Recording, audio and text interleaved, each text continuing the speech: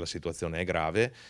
anche se andiamo a guardare le centraline non delle città capoluogo, che spesso sembra non esistano, in realtà ci sono anche quelle ed hanno dati preoccupanti, anche le centraline così definite rurali da ARPAV, cioè quelle che sono collocate in aree non densamente abitate. Essere sul podio questa volta non ha niente di meritevole, anzi, il Veneto è maglia nera per gli sforamenti di PM10. Da gennaio a marzo 2024 sono già 8 le città italiane fuori leggi per le polveri sottili, avendo superato il limite previsto per il PM10 di 35 giorni in un anno, con una media superiore a 50 microgrammi per metro cubo. A rivelarlo sono i dati sulla qualità dell'aria diffusi da Legambiente in occasione della giornata della Terra. La metà di queste 8 città sono venete. La prima è proprio Verona, con 44 giorni di sforamenti nei primi 91 giorni dell'anno, seguita da Vicenza con 41, Padova 39, all'ottava posizione Venezia con 36. Al limite c'è Treviso con 35 giorni di sforamento e Rovigo con 34, dunque si salva solo Belluno.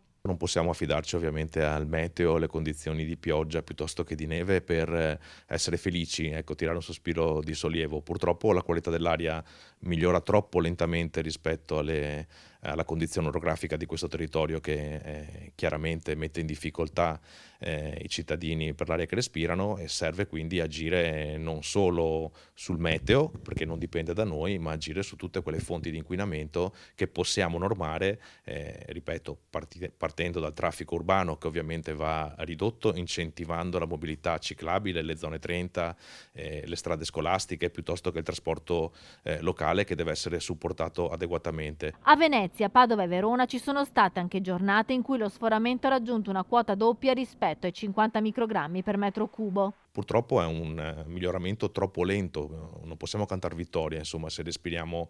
molto meglio di 15, 20 anni fa, ma ancora non abbastanza bene da garantirci una riduzione degli impatti sanitari,